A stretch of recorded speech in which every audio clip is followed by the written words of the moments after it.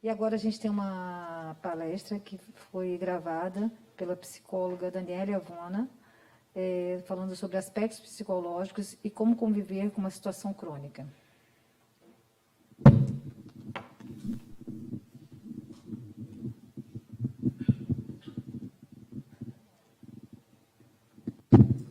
Oi, gente, tudo bom com vocês? Prazer, meu nome é Daniela Avona, eu sou psicóloga clínica e eu vim conversar com vocês hoje sobre o impacto emocional quando uma pessoa recebe um diagnóstico de uma doença crônica. E aí a gente vai estar falando sobre o linfedema hoje, tá? Em especial. Então, como isso emocionalmente fica para uma pessoa quando ela recebe, né, uma notícia como essa? Qual é esse impacto? Primeira coisa que a gente precisa pensar é na perda, tá? Por que perda? Porque você está sendo ali diagnosticada com uma doença que não tem cura, uma doença progressiva, crônica, onde ela sempre vai existir, né? Vai sempre precisar de um tratamento e você vai ser informada de como esse tratamento vai ser feito. E aí a gente já imagina que dificuldade, como que eu vou fazer para enfrentar isso, né? Então tem o enfrentamento, tem a perda de um membro saudável, e todas essas questões, elas envolvem, né, o luto. O luto é um processo onde a gente passa diante de perdas. Se engana quem pensar que o luto, ele só é uma perda de um ente querido. Nós vivemos processos de luto quando a gente perde um emprego, quando a gente perde um relacionamento, quando a gente perde uma amizade, né, quando a gente passa por uma dificuldade, seja ela física, emocional, diante de alguma perda, né? Então, esse processo a gente chama, né, pela autora Claire Ross, da psicologia, de um processo de luto, tá? O que é esse processo de luto? Ele envolve 5 etapas, e dentro dessas 5 etapas, eu não posso dizer que cada indivíduo passa de uma mesma forma. Então, como nós somos subjetivos, somos indivíduos complexos e dentro da nossa complexidade a gente não se iguala ao outro, né? Nós não somos iguais, cada um passa por um processo de uma maneira diferente, tá? Essas 5 etapas envolvem processos que não são propriamente lineares, então eu não posso dizer que primeiro é um, segundo é outro, terceiro outro. Essa pessoa pode intercalar ou passar, assim, por todos esses processos dentro do seu entendimento de como é viver esse luto. Então, vamos voltar, né, ao raciocínio de que você recebeu um diagnóstico ali médico que você tem um linfedema, uma doença crônica.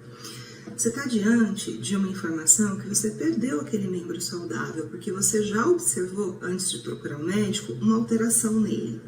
Um inchaço, uma marca, uma dificuldade para fazer algo que antes não se tinha.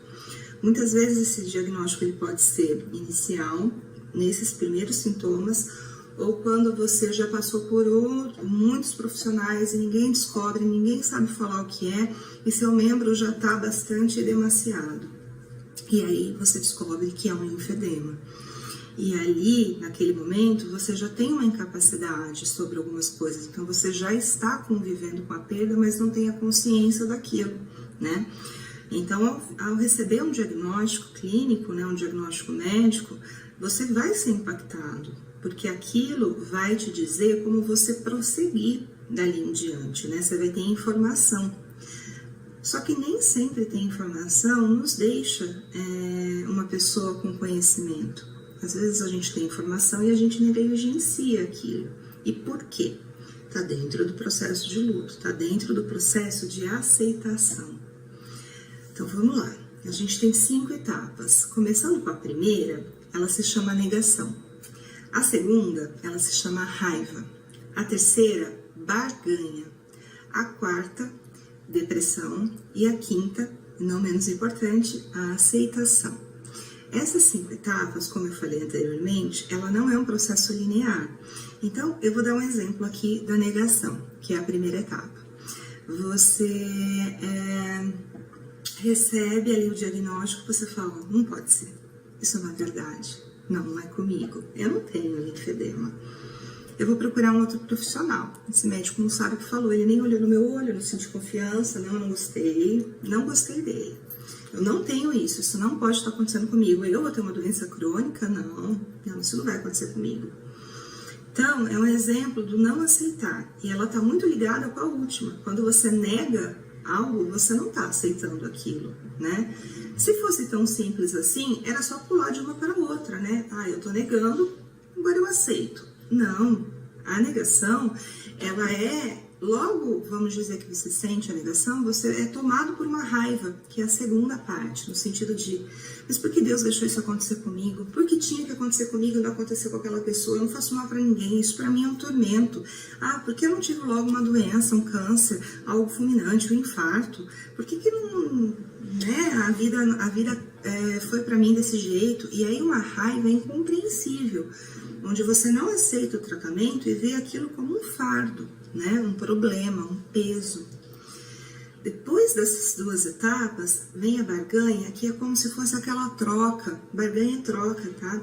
E se eu tivesse feito check-ups anuais? E se eu não tivesse comido tanto sódio? E se eu não tivesse bebido? E se eu não tivesse várias hipóteses se eu não tivesse feito, será que eu poderia ter um controle melhor? Será que eu poderia evitar isso? Ou às vezes é até uma troca religiosa, né? Algo de envolvendo espiritualidade, de você falar, meu Deus, se eu tivesse feito tal coisa, por que o Senhor deixou acontecer isso comigo, né? Então, muitas vezes essa pessoa ela não passa pela barganha. Como eu falei lá anteriormente, não são todas as pessoas que passam por essas etapas, não é um processo linear, mas a barganha, ela é um e se. E se eu tivesse feito, né? Então, é algo que você pudesse, né? Poderia ter feito algo, mas não está no teu controle. E até você entender isso, você passa por essa fase. A quarta fase, né? É a da depressão. Quando a gente fala depressão, a gente pode falar, então eu fiquei deprimida. Olha, a depressão ela é um estado, né, que a gente sabe de doença mental. É um estado permanente de tristeza profunda e de desinteresse, né? É diferente a gente falar que você está depressivo, sendo que você tem um diagnóstico ali de uma doença. A diferença é o período que você vai ter essa depressão, entende? Porque depressão ela é uma doença e você pode sim, ao receber um diagnóstico médico, entrar em depressão, tá? E essa perda pode acontecer, você pode ficar doente a nível de desenvolver uma depressão. Mas esse estado transitório do luto, ele é um processo, tá? Então, isso vai passar. É um momento onde você se sente mais fragilizado, onde você se sente fraco, onde você se sente desmotivado, onde parece que acabou o mundo, que você não vai mais ter vida normal e que a normalidade não existe, né? Então, é um processo de muita dor. E muitas pessoas, elas param nesse estágio, elas ficam ali, né? E aí elas não conseguem aderir ao tratamento, que é o autocuidado, porque quando a gente fala em depressão, a gente não cuida da gente, a gente não tem vontade, a gente perde o ânimo da vida. Então, olha como reflete no autocuidado. Aí você pode ir lá na sua fisioterapeuta, a fisio faz para você, chega em casa, quando tem que tirar as ataduras, as faixas, você tem que refazer no dia seguinte, você não tem coragem, você não tem enfrentamento, não tem ânimo. Isso pode estar relacionado à depressão.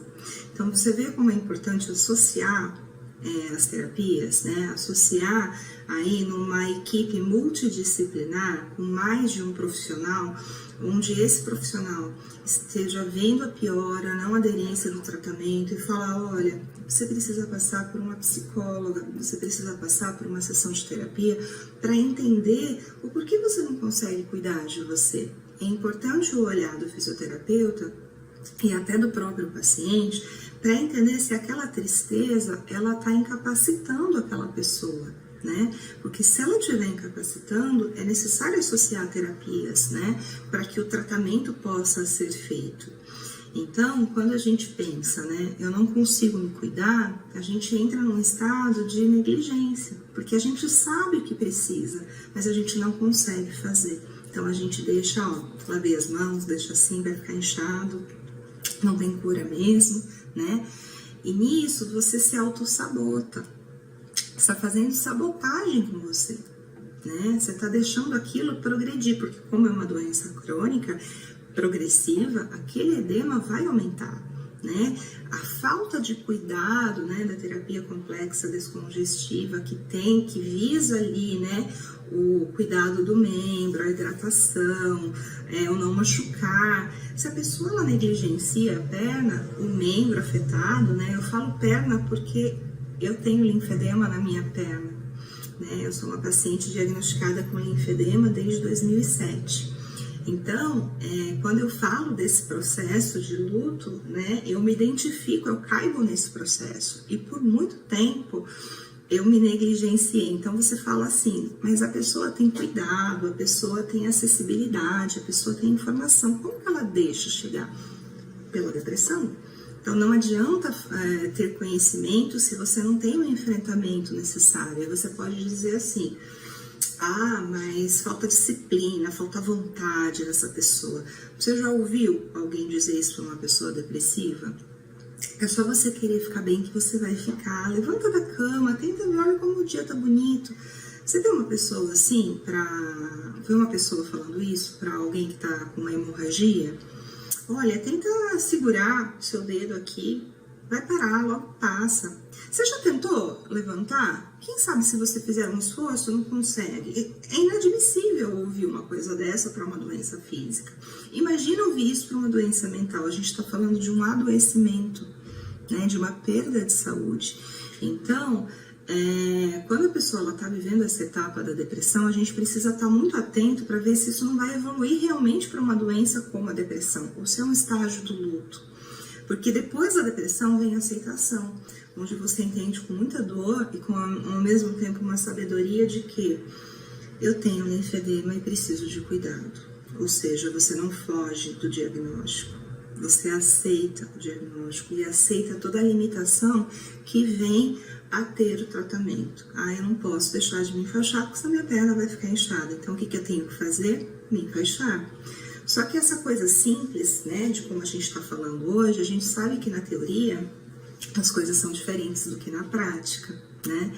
Então, quando a gente entra na mente de uma pessoa, no sentido de entender aquilo, né, eu não tô dentro da pessoa, eu não consigo entender a limitação dela, né? E aí a empatia ela é muito importante, porque ninguém tem essa capacidade de entrar na mente do outro ou de viver a situação pelo outro. Então, você ser empático é você se imaginar como a dor que o outro está sentindo, imaginar como receber um diagnóstico como aquela pessoa sentiu. Então, a empatia de perceber se aquela depressão, ela está sendo estagnada, ela está sendo, vamos dizer, de uma forma onde há piora, onde não tem movimento. Você perceber isso de um olhar empático. Porque entender o que se passa na mente de uma pessoa é muito difícil, né? Até porque essa pessoa muda e a gente muda o tempo todo. Então, esse é um processo onde a gente entende que ele é transitório, sim, mas ele pode perdurar. Então, ele pode vir a ser um processo onde deixar de ser uma etapa para virar uma doença, né? Então, perceber com muito cuidado, eu enfatizei bastante a depressão para a gente não confundir a depressão do processo do luto com a depressão doença, tá? E por último, a aceitação de você perceber toda a complexidade de um diagnóstico, né? E se envolver num esquema de disciplina, né? De constância, onde você possa fazer aquilo de uma forma onde a manutenção do seu linfedema seja algo constante, como levantar da cama, como escovar o dente, aderir aquilo a uma rotina. Mas a gente não pode cobrar isso de primeiro momento de uma pessoa, porque assim, vamos colocar aqui entre A e B. A faz isso e B não. Então, o que o A tem melhor que o B? Tá? São pessoas diferentes, são histórias diferentes, são enfrentamentos diferentes. Então, porque uma pessoa faz, eu não posso me comparar e cobrar a ser como aquela pessoa. Eu preciso entender as minhas limitações e procurar, de alguma forma, ajuda para enfrentar elas, já que eu não consigo enfrentar sozinha, né? A partir do momento que você associa terapias, associa tratamentos, você consegue um resultado melhor. Um resultado que eu falo não é só de um membro que está edemaciado ficar um membro menos edemaciado. Eu estou falando de uma qualidade de vida melhor, tá? E de quando eu frisei na palavra empatia, a gente, profissional da saúde, né, nós precisamos ser empáticos em relação ao outro. Não dá para se colocar na vida do outro, mas a gente pode colocar ali um olhar empático de dizer, eu imagino como seja para você, tá? Porque não é que para um é fácil, para todos vão ser. Não é que para um é difícil, vai ser difícil para todo mundo. Todos nós temos a nossa complexidade e a nossa singularidade dentro disso, porque nós somos únicos, né? Então, se comparar com o outro não é legal. Então, receba esse diagnóstico e perceba assim, como que eu posso fazer isso, né, dentro dessa perda? Eu não tenho mais um membro saudável, eu tenho um membro acometido agora por uma doença, então eu vou precisar cuidar disso com uma forma de disciplina constante, com bastante conhecimento, com bastante cuidado, com bastante comprometimento. E quando a gente está saudável, que saúde é um conceito amplo, né? A gente consegue sim cuidar do nosso membro, né? Então, além de membro, né? É ver o indivíduo, além de uma patologia, ver o indivíduo como um todo, numa visão holística, né? Numa visão onde a gente vê mente e corpo juntos, né? Já tem um ditado que fala, mente sã, corpo são. Então, quando a mente não ajuda, né? Quando o nosso emocional ele não está bom, preservado, vai impactar no todo, tá? Então, um pouquinho disso para vocês. E para fechar, eu gostaria de falar, né? Quando eu deixei escapar e queria deixar mais para o final, eu sou diagnosticada com linfedema, né? Desde 2007. Eu fazia fisioterapia na época, faculdade de fisioterapia, me formei. E, por consequência aí, né, acabei fazendo uma outra faculdade de psicologia, hoje atuo como psicóloga. Então, eu digo isso, que não adianta a gente ter conhecimento, porque conhecimento eu tinha como fisioterapeuta, mas eu nunca consegui, quando eu falo nunca, eu tenho dificuldade até hoje. Então, dado 15 anos aí, 15 anos de diagnóstico, eu ainda tenho o impacto dele na minha vida, onde eu tenho uma dificuldade muito grande em me cuidar, de ter autocuidado, porque eu acabei desenvolvendo depressão. Né? Então, não foi um estágio que se prolongou, uma depressão, um estágio lá do luto que ficou um luto patológico. A gente também precisa diferenciar o que é esse luto patológico. Por quê? Quanto tempo eu faço pelo processo de luto? Eu não tenho como mensurar para vocês que é 5 meses, 6 meses, 1 ano, né? Mas é um processo e cada um tem um ritmo, cada um tem uma forma de entender e elaborar esse processo. No meu caso, como se perdurou muitos anos, tá? A gente fala que um luto patológico, ele pode compreender aí por 1 ano, tá? Diante aí da perda, do que a gente está envolvendo a perda, tá? Então, isso é muito relativo e complexo. Mas quando a gente fala se está vivendo um luto patológico, essa pessoa provavelmente ela está entrando num processo depressivo, tá? Então, precisa olhar para isso, porque senão ela não vai conseguir cuidar. Hoje, né, eu cuido da minha depressão, eu tento cuidar do meu linfedema da melhor forma possível, porque não basta a gente ter apenas conhecimento, tá? Não basta a gente ensinar o nosso paciente, ele precisa ter essa capacidade de autocuidado, né, para ele conseguir adequar aquele cuidado como rotina. Quando ele conseguir fazer isso, perfeito. Ele vai fazer a manutenção com você, ele vai tirar dúvida com você, ele vai aderir ao tratamento, tá? Agora, quando não, a gente precisa olhar com mais cuidado, naquele olhar empático, de entender essa dor. Será que essa dor não está precisando de ajuda? Bom, eu gostaria de falar mais, mas eu estourei aqui o tempo, né, de 15 minutos, estou indo para 18. Quero agradecer a participação desse encontro, isso é muito importante para nós, pessoas com linfedema, né, ter essa visibilidade é um passo muito importante. Queria muito agradecer a Fernanda Gueiros pela oportunidade, ela entrou em contato comigo, eu admiro muito ela como pessoa. E é isso, se vocês tiverem alguma dúvida, se vocês quiserem me procurar, eu vou deixar o meu Instagram, onde eu tenho uma página de linfedema e onde eu tenho uma página profissional da psicologia. Vocês podem entrar em contato comigo, tá bom? E é isso. Gratidão, gente. Obrigada, tá? Um bom encontro para vocês. Obrigada.